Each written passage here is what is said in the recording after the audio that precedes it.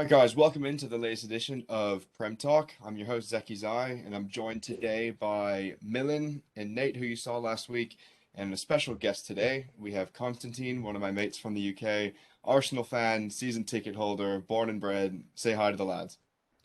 Hi everyone. All right, so we have a lot to get through today. We're going to mainly focus on Leicester Arsenal, Spurs United, give you some score predictions, the rundown, kind of recap stuff that happened this week. But first, we want to thank you all for the support we received in our first video. We've just reached over 100 views on the first video, and that's all you guys. Thanks to everyone who followed on social media. And if you want any more access, check the description for the links to all of that. But let's get right into it. So, Leicester Arsenal. Const. Your boys have been in phenomenal form since the demolition against City. They've won 6 from 8, and they haven't lost. They drew the other two. Tell me how you're feeling. How are the Gunners feeling right now? We are feeling very, very, very good. Yeah, it's been an unbelievable 8 games now.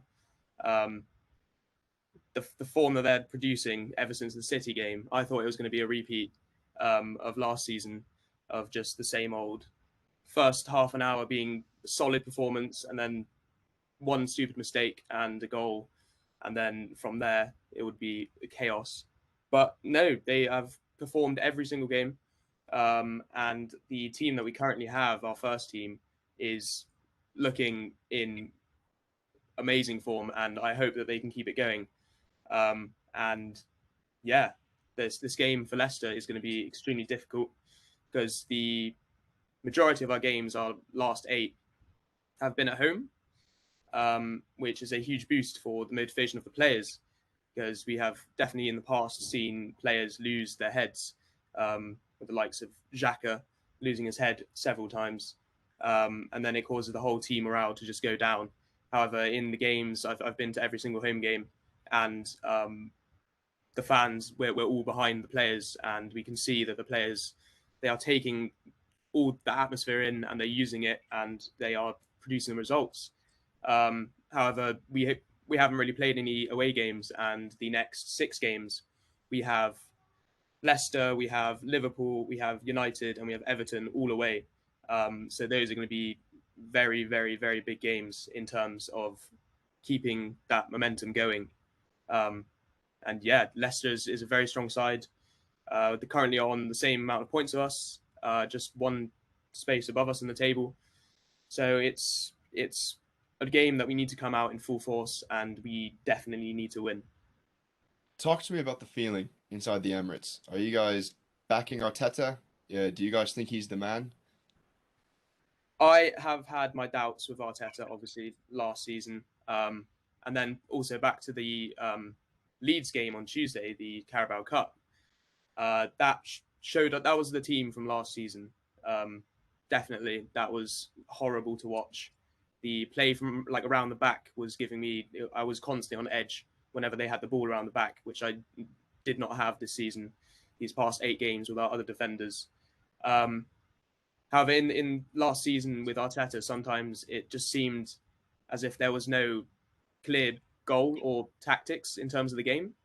Um, However, now with the first team, it's all just suddenly, especially after a 5-0 loss, you would have thought there's no way that they would just straight away just turn it around, and it's just clicked, and that's what he's been waiting for. That's what the board has said. They are backing him because they believe. Um, and I truly believe that this team, this squad now, they have the full backing, and the changing room is they're all together. There's just chemistry now, and you could see it in the Carabao Cup.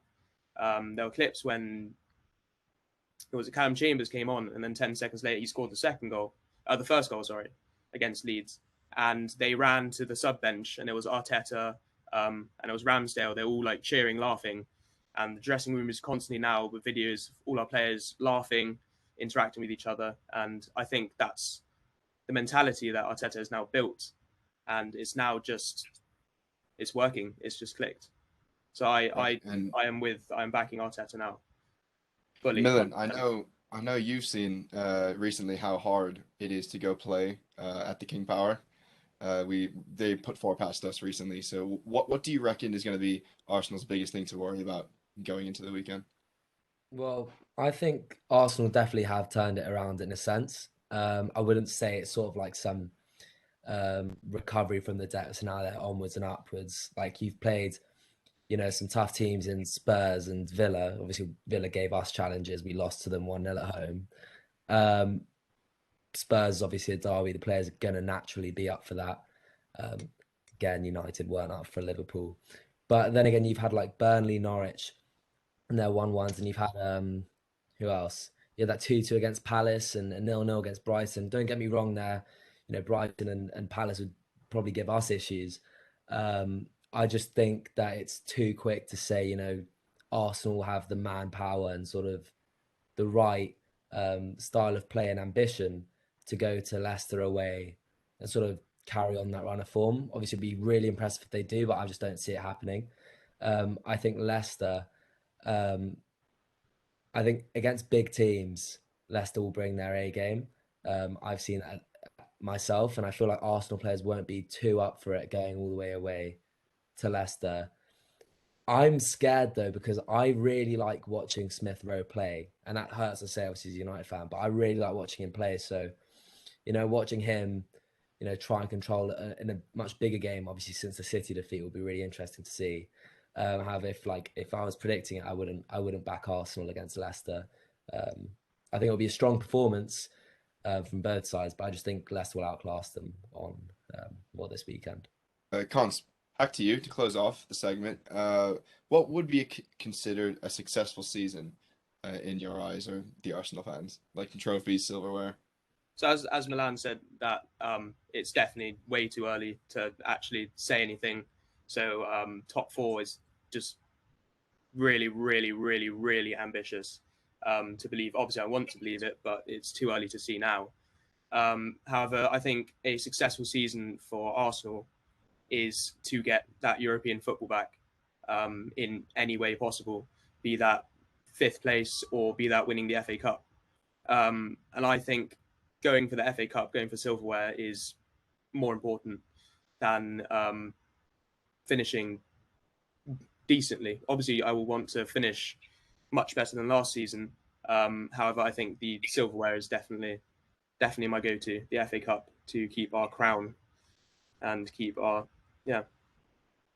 Do you guys want to be in the Europa Conference League? Would you rather that, or would you rather what happened last season and you just not be in it?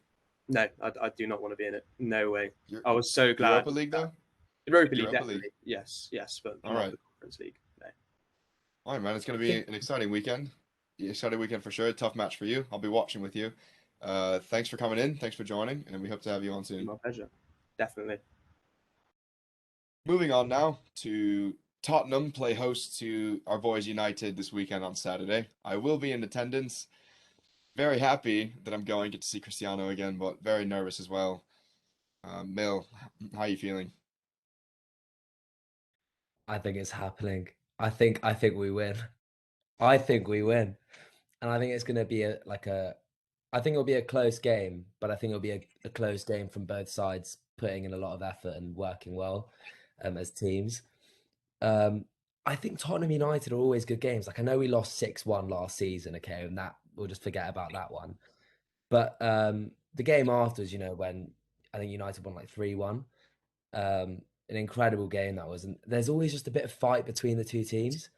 Um, I think what's going to be interesting to see is like how Ollie lines up. Is he going to, stick with players that he's stuck with in the past, even though like his back's against the wall? Or is he going to try something new? And then that's his own sort of debate. Is that why is he trying something new when it's not him? Um, but I personally see us lining up a better side than Tottenham do. Um, yeah, we'll be away from home, but we have one of the best away, supports in not only the league, but I'd say in Europe as well. Um, I think our backs are against the wall, and we need to move up the table quickly. If we can't host Liverpool and not play like a proper side, well, we've woken up now, and I feel like it's going to show when we play Spurs. And if not, Ollie's gone, so you know what, it is I what it think, is.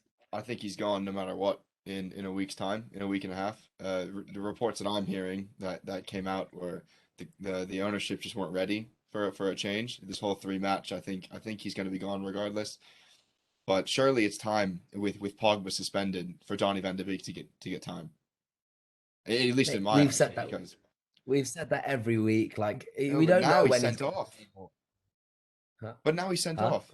He's suspended for three matches now. I think no, I know, but when we play like Carabao games and stuff, and he plays, like you're like cool, and he'll play well. But in the league, everyone would be calling for Donny van der Beek to play, and he wouldn't play. Um, no one really knows why. I think it's just Ollie sticking with players who he thinks he can trust when they let us down all the time. And we all know who we're speaking about there, but that's its own issue. Um, yeah, I mean, I don't know. I have a good feeling about this, but at the same time, I don't know what to expect exactly. Like it could go either way, but just as a gut feeling, I feel like when our backs are against the wall, we'll play well, especially Right. away from home.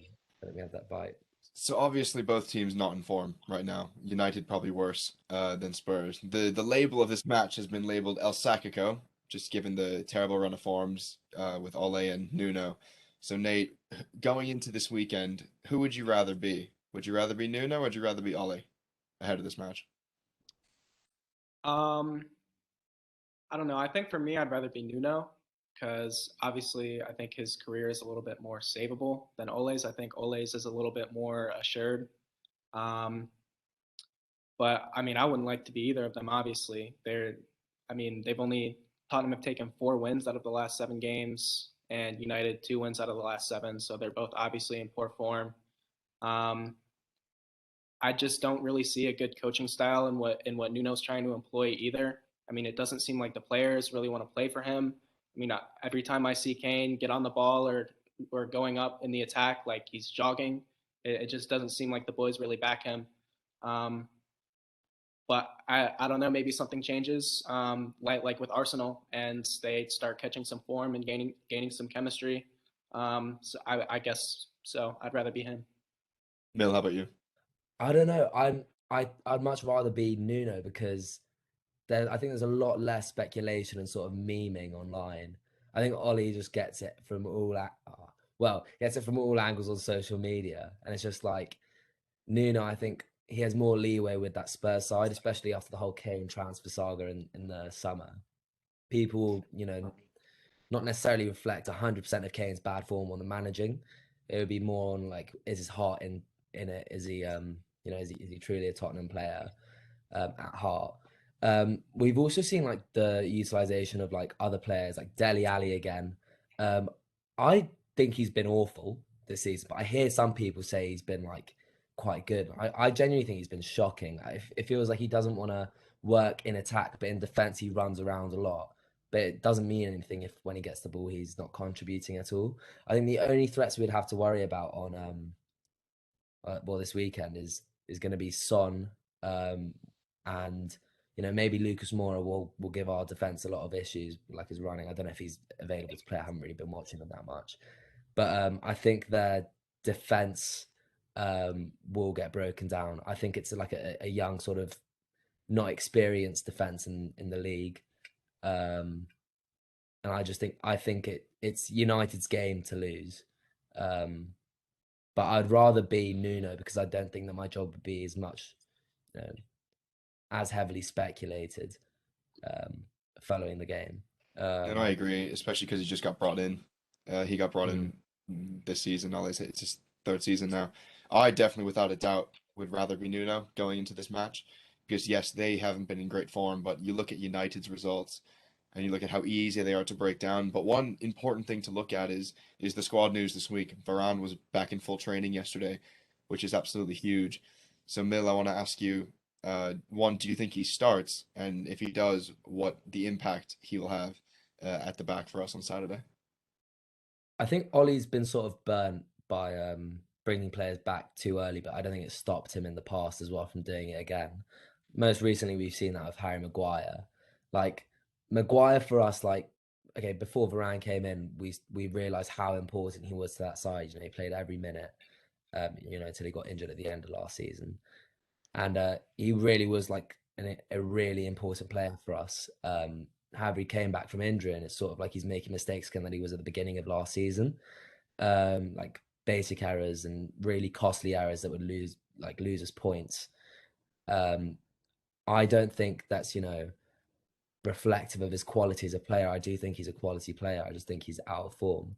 I feel like if Varane is back training and Ollie's back is against the wall, I don't see, a reason why Ollie would now start to care about or be more cautious over his players.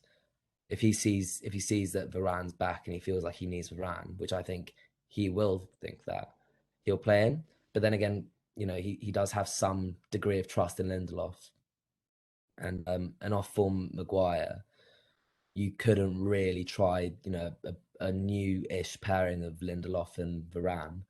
Um, I think that wouldn't work for I him don't think it with would his either because I think he needs a commanding center half, and I'm not a yeah. Maguire fan by any means. By no means am I a Maguire fan, but the Lindelof and Varane are similar in the sense that they're athletic, they're pacier center backs, not very strong and commanding. Whereas Maguire will win every single header. He'll be diving on the floor, putting his body on the line every time. But the difference is though, Maguire came back into action after one training session. Varane's gonna have three full contact before.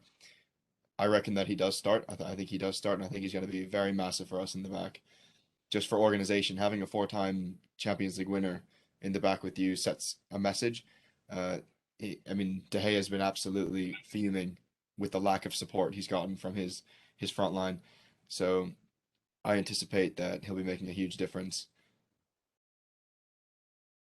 No, I 100% agree. I think Varane is someone who is more adaptable to sort of coming back from recovery than Harry Maguire may be, just sort of on a pure athletic sort of standpoint. Um, but then again, if you think about it, he's not going to be coming into sort of an easier game. He's coming in against Spurs away. It's still a big game that we have to do well in, especially away from home. So whatever Ollie really chooses in defence is going to be risky, um, to an extent. But I feel like playing Varane and Maguire together, I feel like Varane would do much better than Maguire did after his injury. I am scared, obviously, um, for the game. However, I do find comfort in sort of realizing we're also playing an out of form Spurs side, and um, you know pressure's building, and normally when pressure's building we play well. Um, but yeah, that being said, it's shambolic to be in the position that we are in now. Um, so whatever does happen, it's not going to be, I won't be knee sliding in the garden because of it. Do you know what I mean? Like I'll be watching it, and seeing whether there is promise to this side, and if there's not, then I think it'll be widely expressed on all social media platforms, and the power of that will be, Ollie's job is, well, even more in danger than it already is. Let's take a second. Let's look into the mind, if we will, of Ole right now, and what could potentially be his last game as Manchester United manager, potentially be his last game managing the club that he loves so much.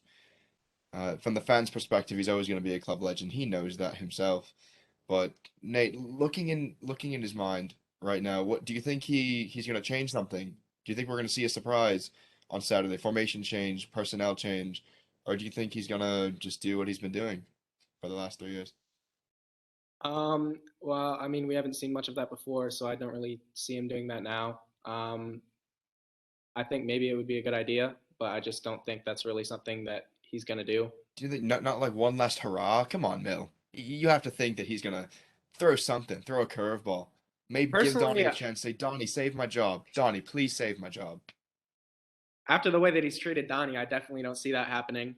Personally, I don't know. Like the craziest thing that I see is rotating Shaw for somebody like um Tellez. yeah, I was just Tellez. gonna say I wouldn't mind it. I I really think wouldn't mind it. I'm taking Shaw out of my FPL this week, yeah. 100%. But I'd really like to see a Tellez start. I would. It'll be, I think, it would be a bit insulting to United fans, I think, if he does now change it to listen to them, because it shows what he knows, he knows what we want. If he changes it to bring in, let's say, Donny for McFred, okay, and let's say we play like Donny, Pogba, and Bruno. I know that's not defensive enough, but let's just say that is it. And we have like a strong attack and Maguire, Varane, defense with Wan-Bissaka and Shaw or Tellez, right? That for us, I'd say is a good team, a good side. Um, he knows that because that's what people have been asking for weeks and weeks and weeks, and he still plays McFred and it still cost us points in certain games. For him to do that now that his job's against the thing, it's like he should go out playing his style of football, and his style of football not being good enough should be the reason why he gets sacked, not because he wants to listen to us now that his job's in the balance.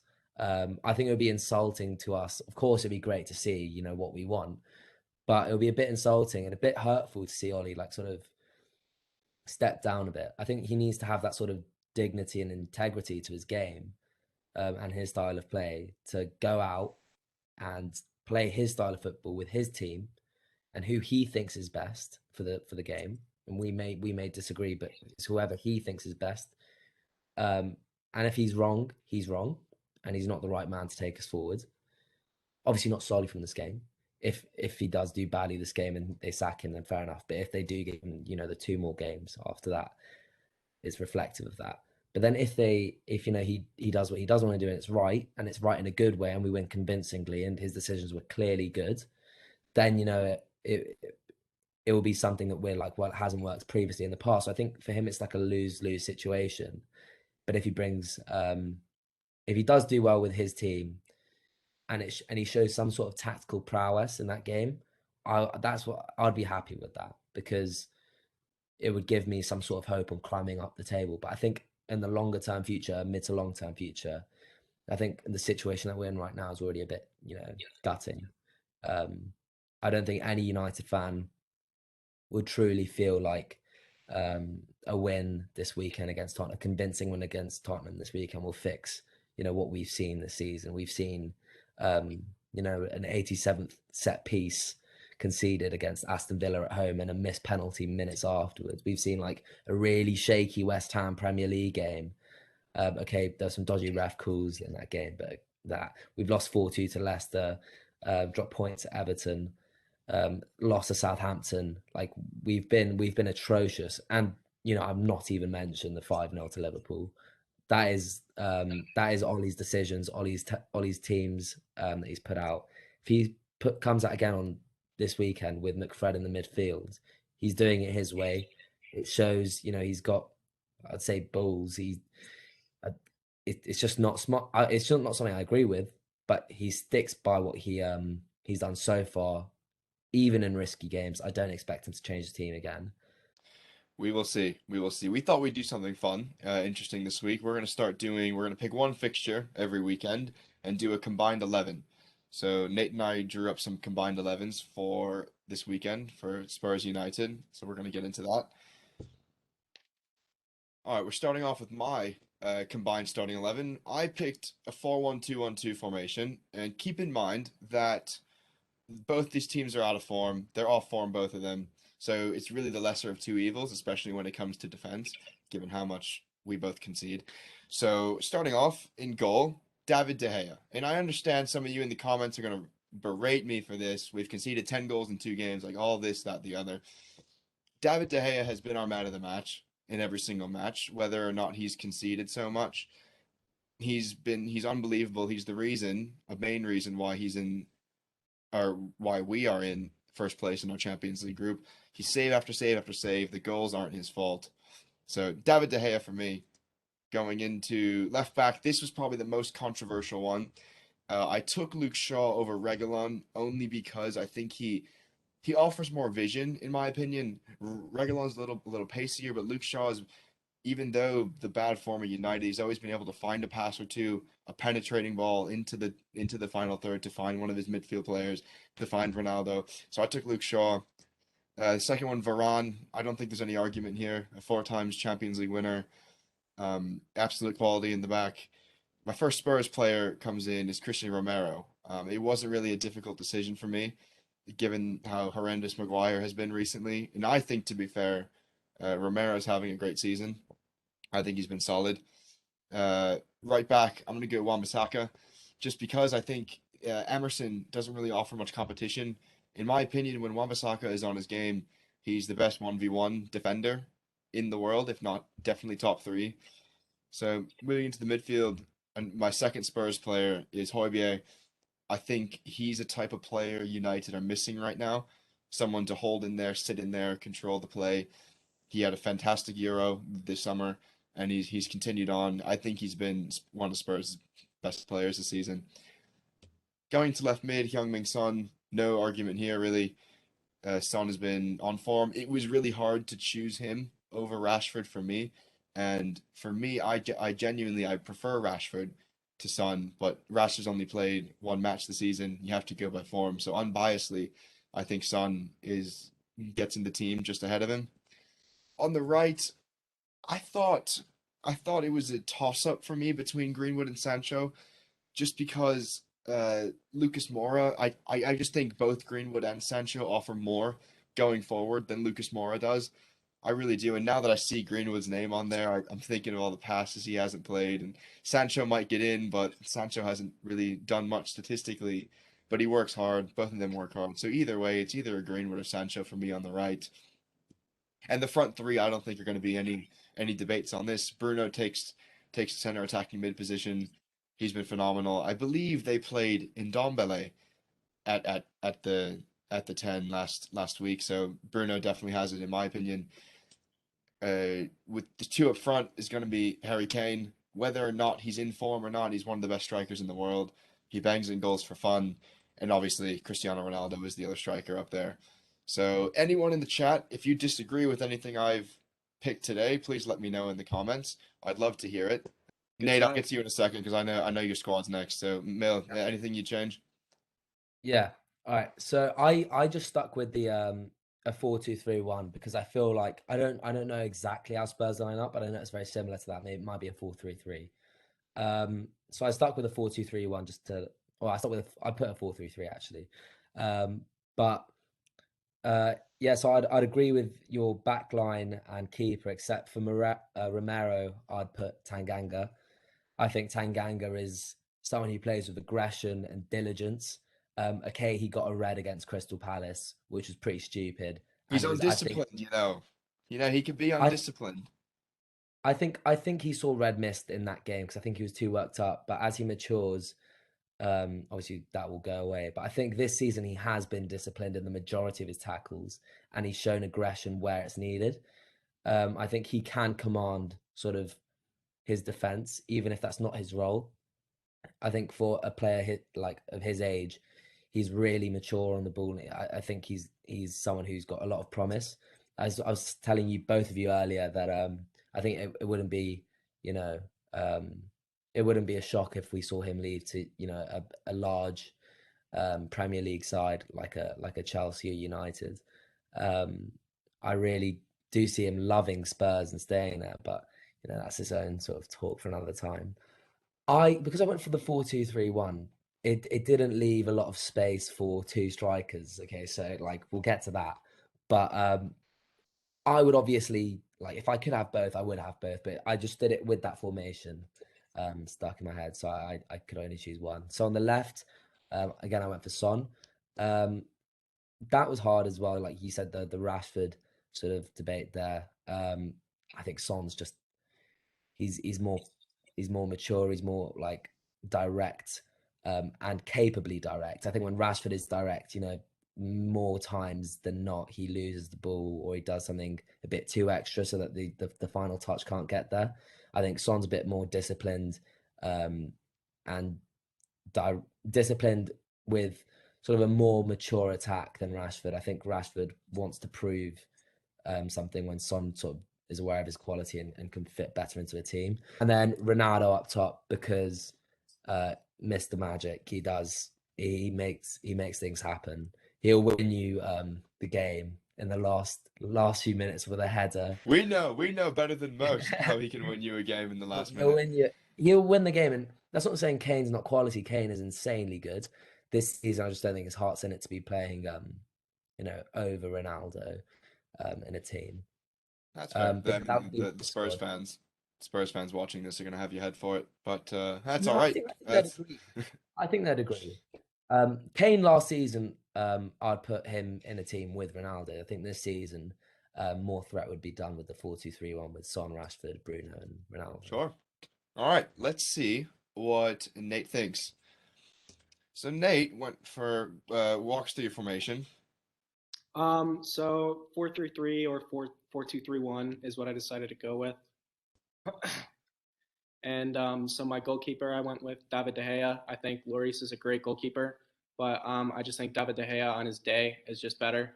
Of course, he had a little bit of some struggles when Dean Henderson came in, but I think he's cleaned up quite nicely and he's back in form again. On the left, I went for Regulon. I know that this is a little bit controversial, but just for me personally, I like those more attacking kind of fullbacks. So I just think he's better going forward personally. So that's why I chose him. Varane, like you said, 4 times Champions League winner, cannot leave him out of a side. Very experienced. Other center back, I went with Romero for the same reasons that you did, Zeki. I thought the same things. Wan-Bissaka, I went with as well. Same reasons. I think he's great defensively. I know that Pogba got the red card, but just speaking from like an all-time XI, I think that Pogba is definitely going to make that defensive midfielder role. And then I also decided to go with Højbjerg as well. I think he's been great for Tottenham, like you said, in that defensive midfield position. And then also, like you said, can't leave Bruno out of his side. He's been incredible. Bruno. Came from Sporting like Cristiano. He's great. Phenomenal. On the left wing, I actually decided to put Ronaldo so that I could fit all my attacking options how I wanted to. On the right, I decided to go with Son. Of course, I felt like almost I could put him in attacking midfielder role as well, but obviously I didn't want to leave Bruno out, and I didn't really think I wanted to do an inverted triangle with 2 attacking mids. But Son for me is most definitely my favorite Tottenham player. I think he's almost to Tottenham what Eden Hazard was to Chelsea. I think he's that type of player. So I had to put him in the side.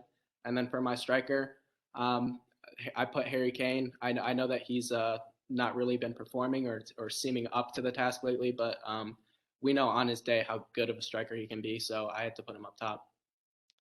Yeah, I really don't mind this 11 at all. I actually like that you put Ronaldo on the left because, I mean, as I've said before, that's where he needs to start. Obviously, he makes his way into the box. He'll be in the box for crosses, but him starting on the left is how Juve used him, and he helped them out a lot, greatly in that position. So, I mean, I don't have any issues with this 11. I like it a lot, actually. I almost feel like as well that Højbjerg would really complement Pogba in that double pivot role. I feel like that they would work very well together because of Pogba being a little bit more attacking minded and Højbjerg being a little bit more defensive. I think they would really work off each other well.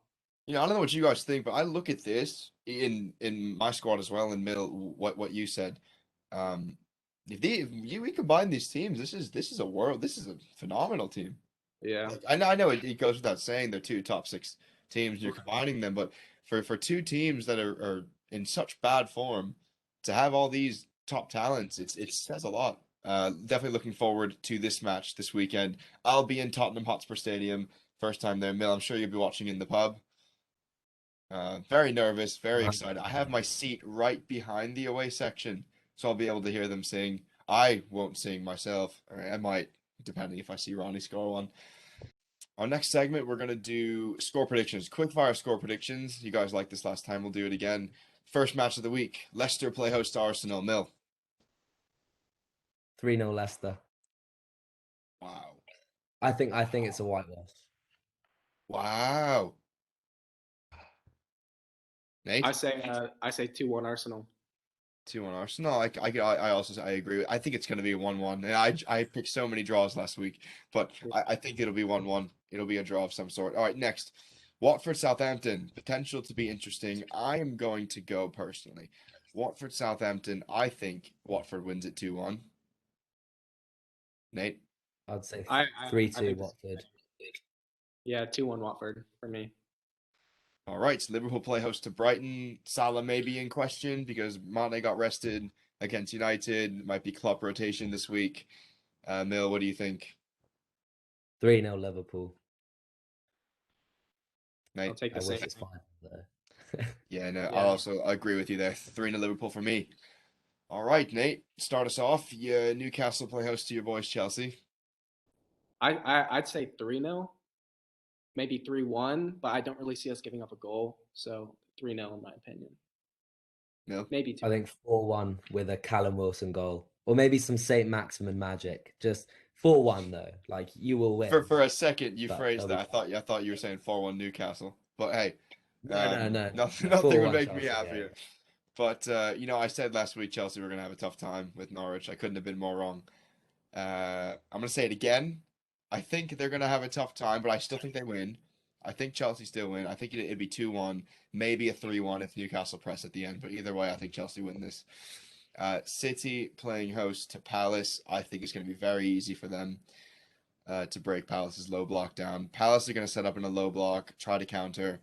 I think it's at least 2-0 City, maybe 3. I'd agree 2-0. I think 3-0. All right, Burnley, Brentford. I think Brentford have this 2-1. I'm going to go 2-1 Brentford. I mean, playing at Turf Moor is hard. It can be hard, but I have confidence in Brentford to get a goal or two.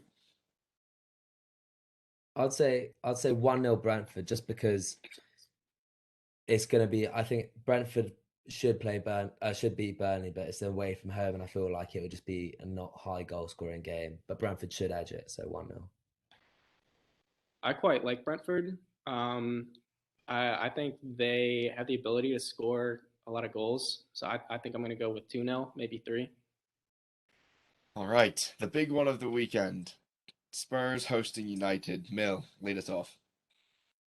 2-1 United, but 2-1, or it could be a 3-1 with 2-1 with the potential for a last minute goal if Spurs go for it and then United play for the last minute goal. But yeah, 2-1 should be the baseline for that game. I think But United. I say 3-1. I say 3-1. I think you guys performed this week, personally. yeah, you said that last week as well. You said it last week. Yeah. Maybe I'm the Didn't jinx. happen. I think it's going to be unrightly tough, toughly contended. I think we edge it out though. I do think we get a result. I think it'll be 2-1 as well. All right, Aston Villa hosting West Ham. Nate, you want to start? I think West Ham will go ahead for this one. I think it'll be 2-1. Yeah, I'd say 2-2. 2-2 draw this. 2-2 draw. I can see that somehow. Little Danny Ings, Mikael Antonio magic. Yeah. I'm going to go 1-1 for me. They got And to conclude the they weekend, got Martinez in goal, and I just think like they do have Emmy. him They against do have Emmy. West Ham will be quite a good game to watch. I think that'll be a good battle. He'll have a good performance. Bold prediction. Emmy Martinez is going to save a penalty kick in this match. You heard it from me first. He's going to save it. Last match of the weekend, Wolves host Everton. A increasingly formed Wolves side is going to host Everton, who's just getting back Richarlison, who scored last week. I think that this will be a 2-1 to Everton. Bill? It's pretty tricky. I'd say 3-1 Everton. Yeah, 3-1. I think this will be my one draw for this week. I think 1-1. Right, guys, send us your score predictions in the comments below, and we will shout you out if you get. We're gonna do a little competition. We'll do a little competition. Whoever gets the most score predictions right will get shout out on our weekend recap. Okay, guys, moving into the last segment of our show today, we're gonna answer your questions that you've posted on our YouTube in the comments. If you want to be featured next week, make sure you do that. First question comes from my mom. She wants to know, Mill, I want to pose this to you first. Do you think the Coman sacking will prompt United to do the same with Ole? Well, I think United have been quite clear of, well, to an extent, what their plans are for Ole. If the 3 games thing is true, then it's clear that they're going to probably be waiting if an international break to have more time to sort of deal with this issue. It makes a lot more sense. I think that another manager getting sacked is irrelevant to, the situation at United, especially the fact that it's in a completely different league and we're not expected to play Barcelona yet because, we're still in the Champions League group stage. Yes, we're at the top, but United's form, we never really know what's going to happen.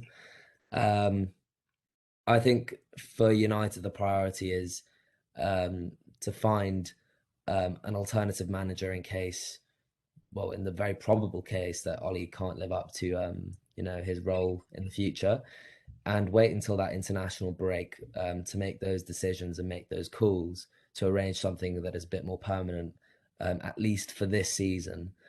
But I think Homan sacking will have no effect on whether Ollie loses his job or not. That's going to be solely his performances, how the players feel about working under Ollie. It's going to be a lot more about Ollie's tactics and decision making over these next few games, and of course the results. They're going to be the largest indicator. But yeah, I understand where that's coming from. It's another good manager becomes available, but I doubt he'd move that quickly to United if that was the question. But no, I don't think it was. So yeah, stick by that. Cheers for that one, Mum. Thank you. Moving on, Kyle Lamaris wants to know, Nate, and this is in response to what we talked about last episode about Tuchel coming in for Frank Lampard and doing well with Chelsea. Nate, why do you think Tuchel did so well at Chelsea? Well, I think that at the beginning of the season, that squad was just a quality squad. I don't think Frank Lampard necessarily had the experience to manage it yet. So I think Tuchel really just came in and put his philosophy on a really good squad of really good individual players, and they just performed very well, personally. Right, and I'm gonna take a stab at this one as well. I think it was really big that he did a formation change, and the personnel change for me was big because if I'm not mistaken, when he took charge, players like Rudiger, Marcus Alonso weren't getting uh game time like every single match. I know Rudiger was sat on the bench a long time, and Tuchel came in and he changed it to a 5 back with wing backs. I feel like it was really good man management as well as implementing getting the most out of his players who are so versatile. Like Reece James is an extremely versatile player. He can play right back very well, but he can also get forward very well. So putting him at the right wing back, giving Marcos Alonso more game time, and Rudiger now under Tuchel has become his main man. Right. Obviously Edward Mendy as well, but Rudiger has been his main man. So I think it was really the tactics and the formation change and getting the most out of his players for me. All right, Mill, to close us off, Kyle also wants to know, do you think Ole gets sacked if we win at Spurs this weekend? I think that makes no sense because the Glazers would have sacked him. I no, like in the most respectful way. I think it would be completely like ridiculous for the Glazers to say he has 3 more matches, and then if he performs really well and wins against Spurs, he's gone. Like I see what that could mean. Like if we played awfully and we didn't deserve to win that game. Let's say they dominated and it's 0-0 and De Gea has a masterclass of a game and it's 0-0. 90th minute, the ball falls to Rashford, who's running in behind 1-on-1 and he scores. United fans won't be happy You with had to that. pick Like, Rashford. You couldn't pick Ronnie. You couldn't pick Ronaldo for me. okay, It well, had to be Rashford. Rashford's just rapid. I just thought, okay. Anyways, on the counter, let's just say that happened. Ollie's keeping his job because he's got the 3 points now. Most likely moves up the table.